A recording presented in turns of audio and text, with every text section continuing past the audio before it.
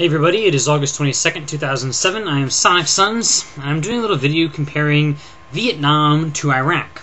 This brought up just recently by Bush's comparison. That's right, President George Bush has just compared Vietnam to Iraq. I'll put the link up. Now he's comparing it, of course, in a way that favors his ideas about Iraq, saying that, well, we pulled out of Vietnam, and so South Vietnam collapsed to communism, and if we pull out of Iraq, Iraq will collapse.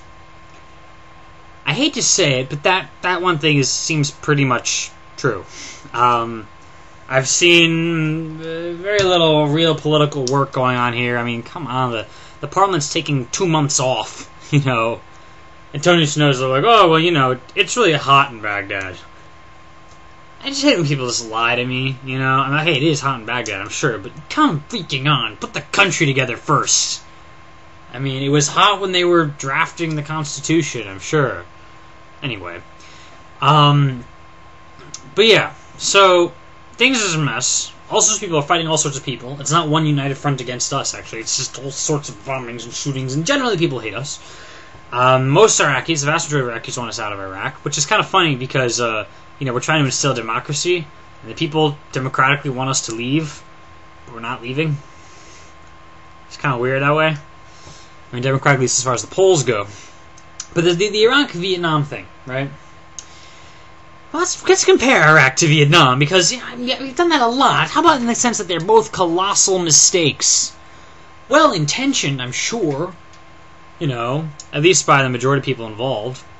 I don't know exactly what was going through Bush and Cheney's and everybody's head, considering that years earlier they had said things like, oh, we can contain, you know, Saddam Hussein, and we can, you know, it's not much of a problem. Back when, you know, Bush Sr. was going to go in, it's like, oh, should we go all the way into Iraq? And they recently featured on the Daily Show a clip of Cheney going like, no, you know, going into Iraq would have been a terrible idea. There would have been a quagmire. There would have been all this problem. There would have been all this strife between the various ethnic groups, you know.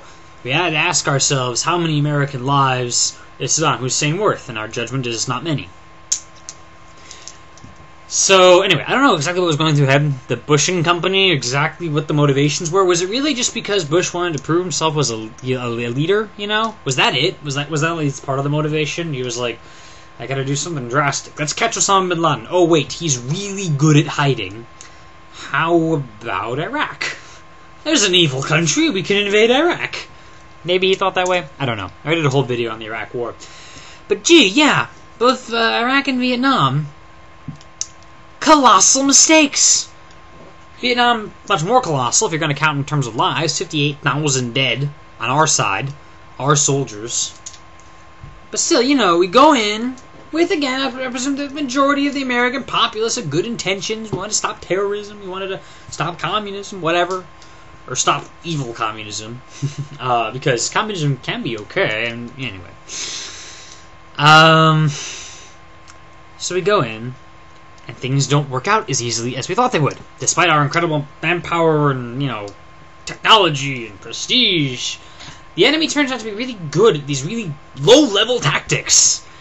Like, you know, in Vietnam, they'd be like, you know, this trail through the forest that the Viet Cong or whatever are using to carry, you know, various supplies. Like, oh, we'll bomb it. So we bomb the trail. But, you know, it's not like they're bringing down tanks. It's like two guys with a box of grenades. And they're like, we bomb the trail, and the guys like get to the hole, and they're like, oh, we'll just walk around it, you know, and they just kept streaming in. And there were so many guys. There were so many of them. And there was so much confusion with all the elephant grass around. Everything was always an ambush. Or, you know, a completely random encounter. Everything in it. And we just basically kept pouring resources into it. Because we figured we can't lose. And we figured you can't lose until you've pulled out. As Colbert said. War is like playing the stock market. You don't lose anything until you pull out. Of course, you do lose things in the meantime. It's just that, you know, pulling out is when the loss becomes obvious. So long as you haven't pulled out, you can say that we're fighting the war. As opposed to losing the war. Look, guys, war's going poorly. War went poorly in Vietnam, too. After the 3 presidential administrations, more and more troops. Let's do more and more bombing. Let's just keep doing what we've been doing and see if that works. And it didn't work. 58,000 dead for the purpose of winning before we finally realized we weren't winning. No matter how many troops we sent there, it wasn't working. The tactics just didn't work out. Somehow the basic way the war is being fought favored the other side so heavily. In numbers, and the fact we knew the terrain, and the fact that, we just weren't fighting properly, because you're thinking of, like, big battalions. You're thinking of my side versus your side. We'll get to somebody, make him surrender, and it's even more true in Iraq that that's not the case. In Vietnam, there was, there's North Vietnam, and their people, and but there's,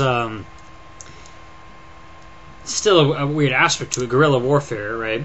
And here it's like the ultimate guerrilla warfare. There isn't even like one guy in charge. There's the Sunnis and there's the Shiites, and there's some Kurds, and there's a little bit of Al-Qaeda mixed in there, just a little.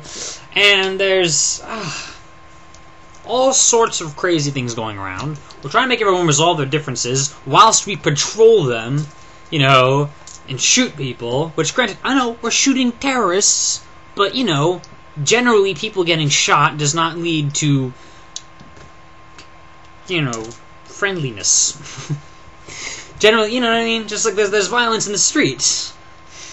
Oftentimes because they're shooting at us.